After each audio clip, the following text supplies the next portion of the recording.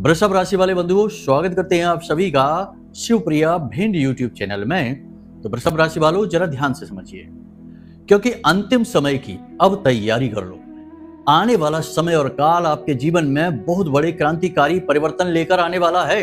लेकिन इन सबसे कहीं अधिक महत्वपूर्ण, आज हम आपको जो विशेष ज्ञान देने जा रहे हैं, ऐसा ज्ञान आज तक आपको किसी ने ना तो दिया है और ना ही आगे कभी आपको कोई देने वाला है।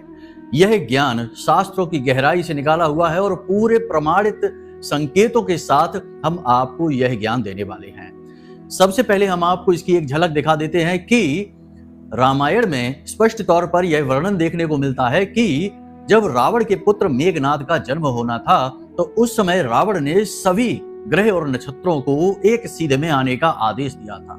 वह एक सीध कहाँ थी, कौन सी थी? तो ज्योतिष की यदि माने तो वह एक सीध थी 11वां घर। जी हाँ बंधुओं, कुंडली का 11वां घर आपके जीवन का सबसे महत्वपूर्ण घर होता है। आप इस संसार में जब जन्म लेकर आते हैं तो 11वां घर ही है जो आपको इस संसार में जीने का हक देता है, उपलब्धियां देता है। समाज में दुनिया भर के जो बड़े बड़े कॉन्टैक्ट होते हैं, अच्छे बुरे लोगों के साथ संबंध होते हैं, उनके बारे में आपको ज्ञान देता है, धन दौलत लेकर आता है और सबसे महत्वपूर्ण कि ईश्वर की कृपा, आशीर्वाद आप तक पहुंचने देता है। आप पूजा पाठ तो खूब कर लीजिए, लेकिन कई बार ऐसा होता है कि लाख पूजा पाठ करने के बाद, अनुष्ठान करने के बाद भी दैवीय कृपा जीवन में नहीं आ पाती है। तो निश्चित तौर पर कुंडली का 11वां घर दूषित है किसी न किसी प्रकार से। तो आज हम आपको आपकी कुंडली के 11वें घर के विषय में ऐसा अद्भुत ज्ञान देने वाले हैं जिससे आपका 11वां घर यानी 11th हाउस आपकी कुंडली का पूरी तरह से एक्टिवेट हो जाएगा। यदि आपके जीवन में लाख प्रयास करने के बाद कामयाबी नहीं आ पा रही है, मेहनत का फल नहीं मिल पा रहा है और आपको ऐसा लगता है जैसे कि आप जीवन में जो कुछ भी डिजर्व करते हैं, यानी कि जहां आप पहुंचने चाहते हैं वहां आप पहुंच नहीं पा रहे हैं, जैसे कोई विशेष बाधा है, कोई रुकावट है जो आपको आगे नहीं बढ़ने दे रही है, तो 100% आपकी कुंडली का 11वां घर इसी प्रकार से दूषित है। तो यह कब दूषित होता है और इसे कैसे अनुकूल बनाया जाता है, या फिर यह सोया हुआ भी रहता है? जी हाँ, तो आज हम आपको आपकी कुंडली देखना सिखाएंगे और आपकी कुंडली के अनुसार आप खुद ही ये समझ जाएंगे कि कहीं आपकी कुंडली का 11वां घर सोया हुआ तो नहीं है, कहीं किसी पापी ग्रह से दूषित तो नहीं है, या फिर किसी क्रूर ग्रह की दृष्टि, योग युति इसमें बनकर तो नहीं बैठी है जिससे आपको इसके लाभ प्राप्त नहीं हो पा रही है। वरना बंधुओं, याद रखना कि प्रकृति का नियम है कि क्रिया के खिलाफ तो प्रतिक्रिया होती ही है। लेकिन कभी कभी ऐसा हो जाता है कि बीच में किसी प्रकार की बाधा, कोई रुकावट आ जाती है जो इस प्रतिक्रिया को आप तक नहीं पहुंचने देती है।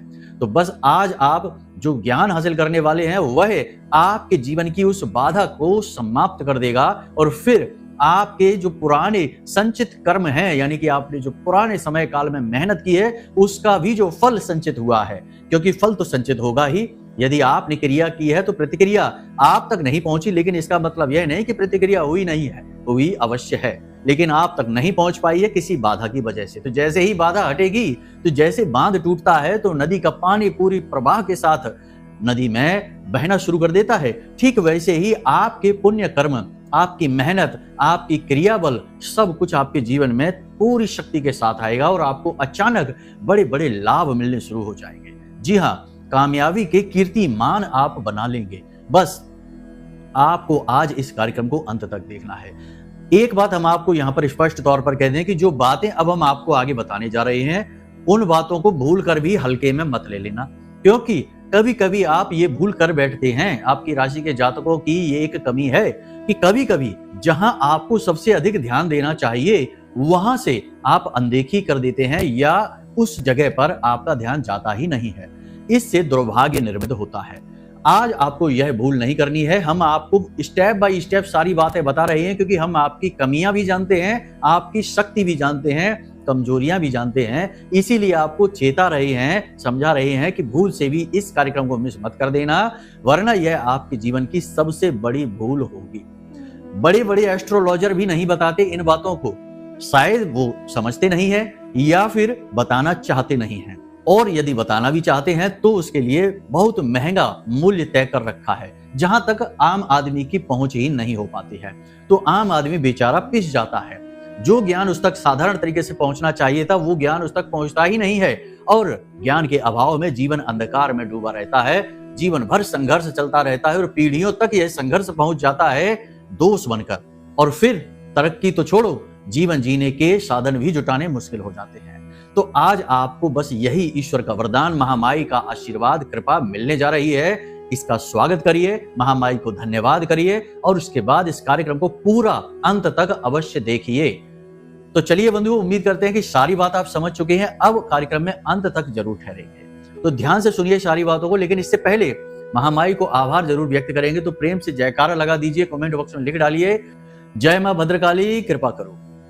महामाई ने निश्चित तौर पर आपके ऊपर कृपा कर ही दी है, क्योंकि आपने यदि हमारे कार्यक्रम पहले देखे हैं तो हम अपने हर कार्यक्रम में जयकारा तो लगवाते ही हैं, आपको महामाई के परिवार का हिस्सा बनाते ही हैं। तो शायद कृपा कर दी है माई ने, तभी आप तक यह कार्यक्रम पहुंचा है सटीक ज्ञान के साथ। तो चलिए बंधुओं, यदि भाव मन में गहरा है तो कमेंट बॉक्स में यह भी लिख दो कि मैं भी माई के परिवार का हिस्सा हूं। अपना दिल खोलकर माई के चरणों में रख दो और माई यदि आपका हाथ पकड़ लेंगी, आपको अपनी गोद में उठा लेंगी, तो फिर संसार की कोई भी बुरी से बुरी शक्ति आपका बाल भी बांका नहीं कर सकती और ना ही दुख तकलीफ आपको छू सकती है। तो चलिए बंधु, उम्मीद करते हैं कि आपने सारी बातें समझ ली हैं। अब अपने मूल विषय को ध्यान से समझिए।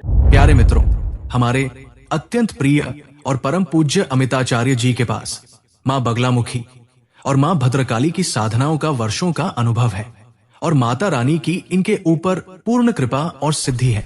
आचार्य जी ने अपने सटीक कुंडली विश्लेषण और श्रेष्ठतम उपायों के माध्यम से हजारों लोगों के जीवन को खुशियों से भरा है। आचार्य जी का कुंडली विश्लेषण और उपाय करवाने का तरीका इतना अद्भुत है कि जीवन के हर एक दुख और कष्ट का कारण जड़ से ही समाप्त हो जाता है। फिर समस्या चाहे जैसी भी हो, कर्जा बहुत बढ़ गया हो, व्यापार चल नहीं रहा हो, बीमारियों में आप बर्बाद हो चुके हो, रिश्तों में प्रेम समाप्त हो चुका हो, या फिर नौकरी ही ना मिल रही हो, विवाह में देरी होती हो, कैसी भी समस्या हो, इन समस्याओं का कारण क्या है, कौन सी महादशा परेशान कर रही है, कौन सा दोष लगा हुआ है, सब कुछ आचार्य जी इतना सटीक बताते हैं कि वर्षों वर्ष के दुख कुछ ही दिनों में समाप्त हो जाते हैं। अगर आपके जीवन में भी कोई ऐसी संकट की घड़ी है तो यही सही समय है जब आप पूज्य आचार्य जी के हाथों से अपनी कुंडली का विश्लेषण करवाएं और वर्षों से चल रहे दुखों और संकटों के इस चक्र से बाहर निकल जाए। प्यारे मित्रों, अभी वीडियो में दिए गए नंबरों पर फोन करिए और अपनी कुंडली का श्रेष्ठतम आकलन करवा डालिए। जिंदगी बदलने का ये सबसे बड़ा मौका हाथ से मत जाने दीजिएगा। जय माई की, महामाई आपका कल्याण करे। बात यहां पर हम कर रहे हैं कुंडली के 11वें घर की। कुंडली का 11वां घर जिसे आय का घर कहा जाता है, इनकम का घर कहा जाता है। देखिए, इनकम कई प्रकार की हो सकती हैं। सामान्य तौर पर जब हम कहते हैं कि आय या इनकम, तो यहां पर हमारा मतलब सामान्य तौर पर देखा जाए, जनमानस के दृश्य से देखा जाए, उनके भाव से समझा जाए तो पैसे की बात होती है कि पैसा कमा लिया वही इनकम है। लेकिन ये पूरा सच नहीं है। इनकम कई प्रकार की होती हैं। इनकम होती है रिश्ते नातों की, इनकम होती है मान सम्मान की, इनकम होती है जीवन की क्वालिटी की, इनकम होती है देवी देवताओं की कृपा की। कैसे? आपने पूजा की, बहुत मेहनत से अनुष्ठान किया, मान लेते हैं मंत्रोच्चारण किया या कोई दैवी अनुष्ठान, पंडित जी की मदद सहायता से यज्ञ हवन आदि कर लिया, लेकिन उसका कोई फल प्राप्त नहीं हुआ, मतलब कि इनकम नहीं हुई। इसी प्रकार आपने किसी रिश्ते नाते में बहुत अपना दिल और जान लगा दिया उस रिश्ते को खुश करने के लिए, पति पत्नी की बात करें या किसी भी अन्य रिश्ते की, लेकिन सामने वाले व्यक्ति ने आपकी बिल्कुल भी इज्जत नहीं की, आपकी भावनाओं की कोई इज्जत नहीं की और आपके समय, आपके प्रेम का कोई भाव ही नहीं लगाया, तो फिर आपकी इनकम कहाँ हुई? नहीं हुई। यही बात है, हर जगह फिट होती है कि भाई हमने खूब मेहनत कर ली लेकिन हमें कोई रिजल्ट ही नहीं मिला, तो हमें इनकम कहाँ हुई। यानी कि ये एक ऐसा भाव है जो आपको बहुत कुछ दे देगा, ये देने के लिए ही बना है। यहाँ यदि आपने सक्रियता कर दी, यानी ये भाव यदि आपने पूरी तरह से एक्टिवेट कर दिया, जागृत कर दिया, तो हर काम, हर जगह आपको मिलना ही मिलना है। जी हाँ, अब समझ में आया आपको कि क्यों रावण ने सारे ग्रहों को 11वें भाव में एकत्रित हो जाने के लिए बोला था मेघनाथ के जन्म के समय पर। तो ये भाव बहुत महत्वपूर्ण होता है। लोग इसके बारे में इतना बात ही नहीं करते हैं, समझते नहीं हैं, लेकिन कुंडली के कुछ भाव ऐसे होते हैं जिन पर बात बहुत गहराई से की जानी चाहिए। तो आज बस इसी विषय को उठा रहे हैं, अब ध्यान से समझिए। आप अपनी कुंडली खोलकर देखिए, किसी मोबाइल ऐप से निकाल लीजिए या आपके पास रखी हो निकाली हुई तो उसे उठाइए और उसका लग्न चार्ट देखिए। लग्न चार्ट यानी पहला चार्ट जो कुंडली का होता है उसे आप देखिए। लग्न चार्ट में 11वां घर जो है कुंडली का, गिनती करिए पहले से 1 2 3 4 5 ऐसे करके 11वां घर जो आपकी कुंडली का है उसे देखिए, उस घर में कौन सा ग्रह बैठा हुआ है। यदि उस घर में यानी 11वें हाउस में कोई भी ग्रह नहीं बैठा हुआ है तो ऐसी स्थिति में ज्योतिष में कहा जाता है कि जब किसी भाव में कोई ग्रह नहीं होता तो वह जो भाव होता है वह सोया हुआ होता है। जी हाँ, बहुत से भाव कुंडली में खाली होते ही हैं, सबकी कुंडली में होते ही हैं। तो भाव यदि खाली है तो समझ लीजिए कि वो भाव ही सोया हुआ है। अब उस भाव से आपको कोई फल प्राप्त नहीं होगा। अब जब फल ही प्राप्त नहीं होगा तो फिर लाख मेहनत करिए, प्रयास करिए, फल कैसे प्राप्त हो जाएगा। तो सबसे पहला काम है कि उस भाव को जगाना है। उस भाव को कैसे जगाएंगे, ये सबसे बड़ा प्रश्न उठता है, क्योंकि सवाल एक के बाद एक आएंगे। क्रमबद्ध तरीके से आएंगे तब तो सूचना पूरी तरह से पहुंचेगी, तब तो आप उसे अपने जीवन में क्रियान्वित करेंगे। तो अब इस भाव को जगाएं कैसे, अगर ये स्थिति है तो अब आपको फिर से इस भाव को देखना है। इस भाव में एक नंबर जरूर लिखा होगा, नंबर तो 100% लिखा होगा। तो यदि कोई नंबर लिखा है, मान लेते हैं कि नंबर 2 लिखा हुआ है, तो इस भाव का स्वामी हुआ शुक्र, ठीक है। और यदि जैसे काल पुरुष कुंडली देखेंगे उसकी एक बात अलग है, उसे हम अभी थोड़ी देर में बताएंगे, लेकिन मान लेते हैं कि इसमें 5 नंबर लिखा हुआ है तो इसका स्वामी हुआ सूर्य। इसी प्रकार जो भी नंबर लिखा हुआ है वो राशि है और उस राशि का स्वामी ही इस भाव का स्वामी है। अब आपको उस राशि के स्वामी यानी भाव के स्वामी से, जैसे मान लिया कि इसमें 2 नंबर लिखा है तो वृष राशि है और वृष राशि का स्वामी शुक्र है, तो शुक्र से जुड़े उपाय आपको करने हैं। 100% शुक्र से जुड़ी हुई तकलीफें आपके जीवन में हैं। वैवाहिक जीवन में परेशानियां हैं, पैसे को लेकर आप परेशान रहते हैं, जेब खाली रहती है, कमाते लाखों रुपए होंगे लेकिन जेब में एक भी नहीं रुकेगा, बजट बिगड़ा ही रहेगा। तो ये उस ग्रह से जुड़ी परेशानियां जरूर आपके जीवन में होंगी ही होंगी। तो ये चीज आप देखिए अपने जीवन में उतार कर कि कौन सा ग्रह है और उससे जुड़ी परेशानियां हैं कि नहीं। अब नहीं समझ रहे ये बात, कोई बात नहीं है, उस ग्रह से जुड़ी हुई चीजें मंदिर में दान करना शुरू कर दीजिए। बस बहुत ही सरल है। क्या करेंगे आप दान, जैसे मान लिया कि शुक्र की खराबी है, यानी कि शुक्र है उस 11वें भाव में और भाव सोया हुआ, तो उसे जगाना है। तो सबसे पहला काम है कि उस भाव में जो राशि है, जो उसका मालिक है, पहले उससे बात की जाए, उसे प्रसन्न किया जाए, उसे सक्रिय किया जाए, वही चाबी है उस भाव की। तो आपको क्या करना है कि शुक्र से जुड़ी चीज है, तो प्रति शुक्रवार आप क्या करें, छोटी कन्याओं को चावल की खीर यानी दूध और चावल की जो खीर होती है साधारण सी, वो खीर खिलाना शुरू करिए और मंदिर में भी 1 कटोरी खीर दान करना शुरू करिए। प्रति शुक्रवार आप इस कार्य को करिए, 2 महीने 3 महीने लगेंगे, आपका यह भाव जागृत हो जाएगा। ठीक है, पहली चीज तो आपको ये करनी है। अब दूसरा काम क्या करना है, दूसरा काम कि ये जो भाव है, ये भाव जैसे कुंडली जो होती है, जो चार्ट होता है, वह दिशाओं पर भी आधारित होता है। जैसे कि पहला भाव जो है वह ठीक पूर्व दिशा है और जो 7वां भाव है कुंडली का उसके सामने वो ठीक पश्चिम दिशा है। इसी प्रकार यदि 11वां भाव कुंडली का देखा जाए तो हम आपको दिशा के बारे में बता रहे हैं, ध्यान से समझिए कि आपके घर में जो ठीक पूर्व दिशा है और ठीक पश्चिम दिशा है उसके बीच में एक कोना है जिसे आग्नेय कोण कहते हैं। उस कोने और दक्षिण दिशा के बीच में जो जगह बची है ना, वो आपका कुंडली का 11वां भाव है। जी हाँ, देखो बारीक बातें हैं लेकिन समझ जाएंगे तो बहुत जल्दी जीवन में तरक्की करेंगे, बहुत जल्दी तरक्की करेंगे।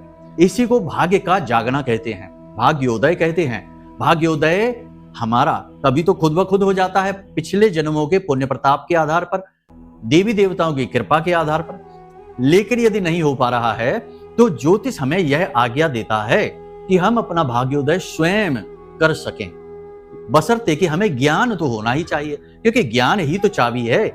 बिना ज्ञान के तो केवल अंधकार है, तो ज्ञान ही तो हम आपको दे रहे हैं। तो चीजें बारीक हो सकती हैं, बार बार सुन लीजिए।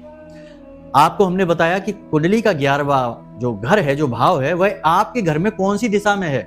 आप अपने घर को देखिए, ठीक पूर्व दिशा और दक्षिण दिशा के बीच में जो कोना बनता है, उस कोने से दक्षिण दिशा के बीच की जो जगह है ना, वो पूरा का पूरा आपका 11वां घर है कुंडली का।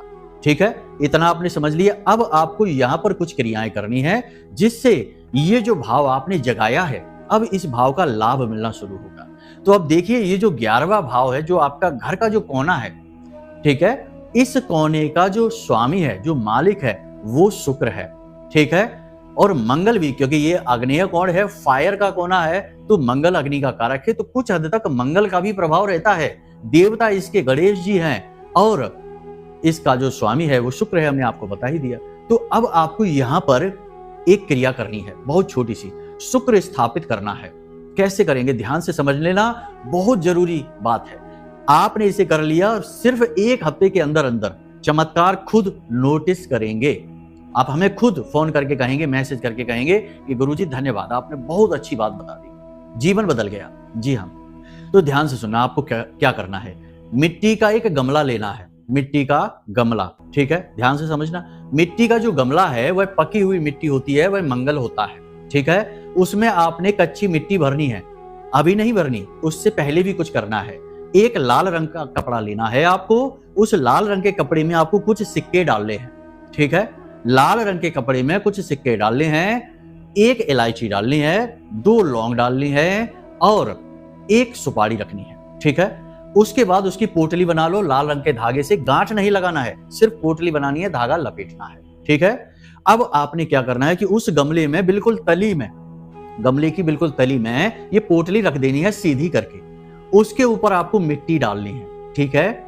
मिट्टी आपने डाली, समझ में आ रहा है सब कुछ आपको ठीक तरीके से कि आपको उसमें मिट्टी डालनी है, ठीक है। वो पोटली जो है वो मिट्टी से ढक गई है। गमला बड़ा सा ले लो, कोई दिक्कत नहीं है, कितना भी बड़ा हो जाए, आकार से कोई फर्क नहीं पड़ेगा। अब आपने उसमें मिट्टी भर ली है। अब आपको उसके ऊपर पौधा लगाना है। जी हाँ, पौधा क्या है, पौधा है मनी प्लांट का पौधा। मनी प्लांट क्यों कहते हैं इसको, मनी प्लांट मतलब पैसे का, धन का पौधा है। ये सबके यहाँ लगे रहते हैं, ये पौधे तरह तरह के पौधे लगाते हैं। मनी प्लांट तो लगभग ज्यादातर लोग लगा ही लेते हैं, लेकिन दिशा का ज्ञान नहीं है, उल्टी सीधी दिशा में लगा लिया तो बर्बादी। मनी लाने वाला जो काम है वो मनी जाने वाला, यानी पैसा देने वाला काम भी बन सकता है भूल से, गलती से, तो भूल नहीं करनी है। तो आपको मनी प्लांट का पौधा यहाँ लगा देना है। अब आपने क्या किया है, आप समझिए ज्योतिष क्या कह रहा है। आपने गमला रखा जो पकी हुई मिट्टी था, जो कि मंगल था। फिर आपने उसमें कच्ची मिट्टी डाली जो कि शुक्र था। आपने अंदर दैवी शक्ति मां लक्ष्मी को स्थापित कर दिया है, और शुक्र जो है वह माता लक्ष्मी का प्रतीक है, याद रखना। अब आपने शुक्र को स्थापित करना है, वहां पे मिट्टी से स्थापित कर दिया। माता लक्ष्मी को जागृत करना है, वहां पे आपने सिक्के डाले उसमें, और आपने इलायची डाली, सुपारी डाली और 1 लौंग का जोड़ा डाला। ये सारी सामग्री बुध और शुक्र से जुड़ी हुई है। बुध को भगवान नारायण और शुक्र को माता लक्ष्मी का स्वरूप माना जाता है, ठीक है। तो आपने ये सारी चीजें व्यवस्थित कर दी, यानी अपने ग्रह नक्षत्रों को पूरी तरह से आपने यहाँ पर सक्रिय कर दिया है। अब आपने मनी प्लांट का एक पौधा लगा दिया यहाँ पर, ठीक है। मनी प्लांट का पौधा लगाने के बाद, हाँ, एक चीज आपको याद रखनी है, एक चीज और बहुत ही महत्वपूर्ण है, इसे आप ध्यान से समझ लीजिए। यदि आपकी कुंडली में, अपनी कुंडली को एक बार फिर से देखो, यदि आपकी कुंडली में 3, 8, 9 और 12, 3, 8, 9, 12 इन भाव में बुध है, बुध बैठा हुआ है, किसी के भी साथ बैठा हो, किसी भी स्थिति में हो, बुध बैठा हुआ है, तो आपको मनी प्लांट का पौधा नहीं लगाना है, ठीक है। मनी प्लांट का पौधा नहीं लगाना है, केवल मिट्टी डालकर गमले को यूं ही रख देना है, कोई पौधा नहीं लगाना है, ठीक है। जब इन भाव में बुध बैठे रहते हैं तो आपके घर में कोई हरा भरा पौधा होना ही नहीं चाहिए, किसी हालत में नहीं होना चाहिए। अब आप देख लेना कि आपके घर की क्या स्थिति है, ठीक है। तो आपने समझ लिया। अब जिनका ये जो बुध का ये कॉम्बिनेशन नहीं है, वो लोग मनी प्लांट का पौधा लगा लेंगे। आपको अब क्या करना है कि प्रतिदिन सुबह के समय यहां पर एक दीपक जला देना है, इस गमले के पास रख देना है।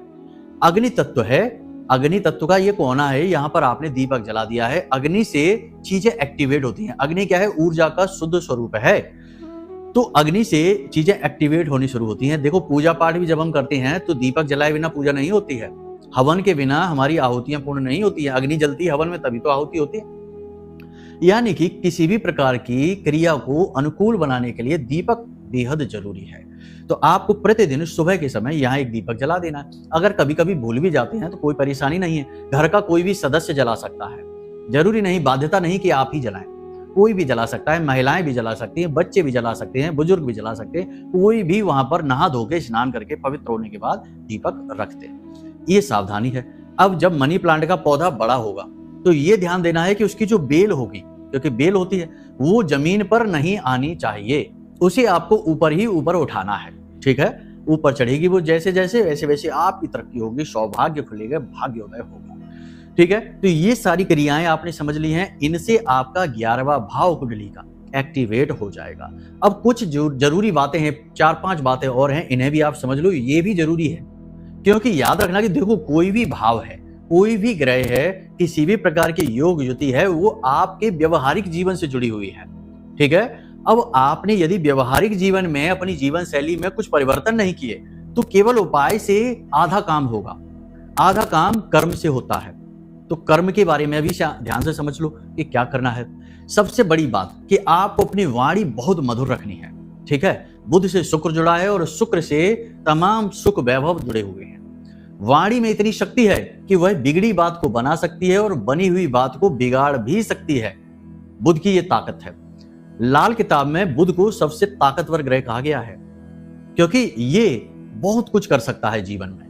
तो यहीं से आप समझिए, तो आपको अपनी वाणी बहुत मधुर रखनी है। गुस्सा आ भी जाए तब भी अनाप शनाप नहीं बोलना है, नकारात्मक नहीं बोलना है, गाली गलौज तो भूल कर भी नहीं करना है। ठीक है, इतना सा आपको करना है। इसी के साथ साथ लोगों के साथ, जितने भी लोगों के साथ आपके संपर्क हैं, उन लोगों के साथ अपने संपर्क मधुर रखने की कोशिश करनी है। यानी आपको अपना कर्म खराब नहीं करना है, अपनी तरफ से कुछ भी बुराई नहीं करनी है।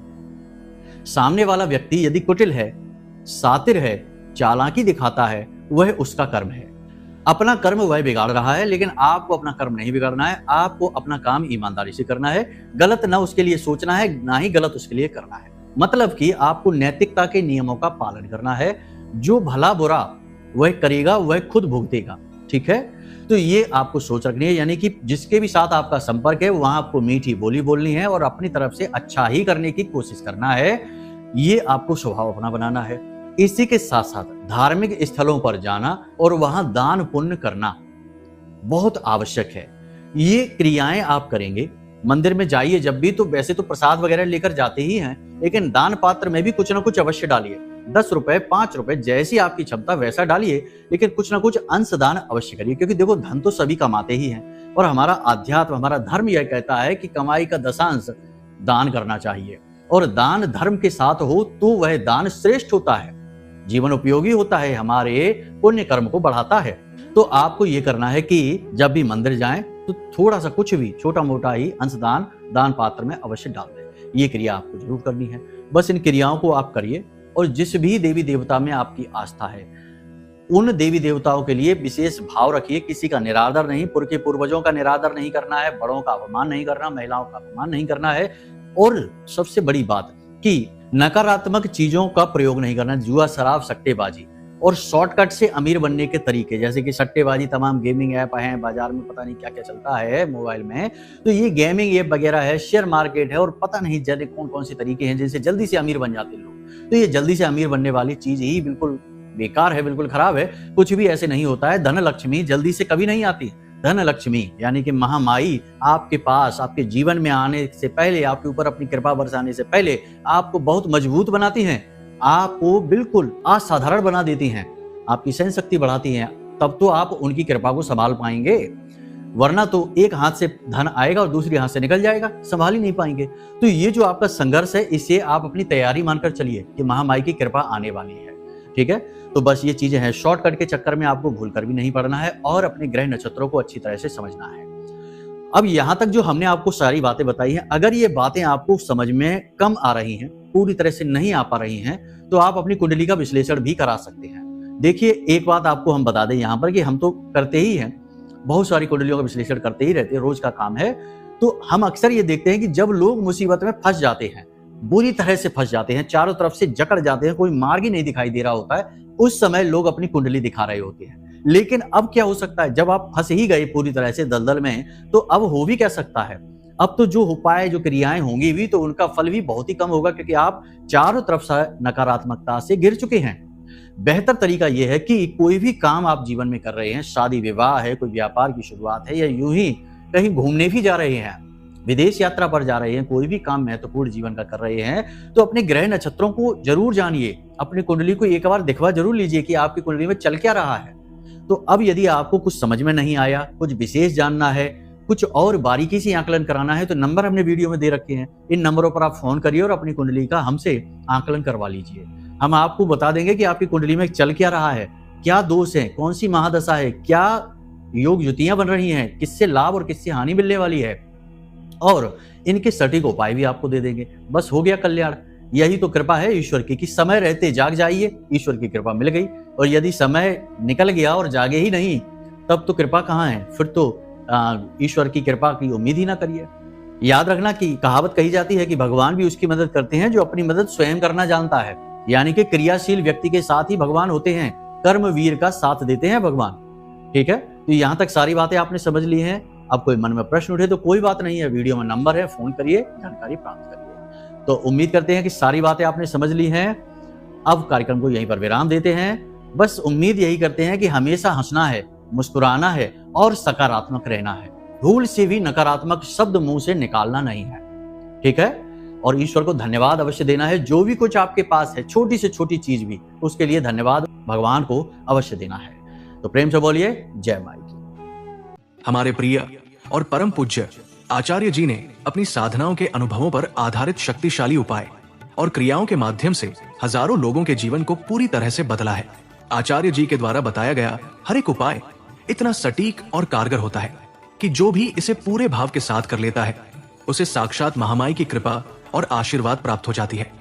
इसलिए निसंकोच इन उपायों को पूरे भाव के साथ करिए, आपका कल्याण होगा। जय माई की।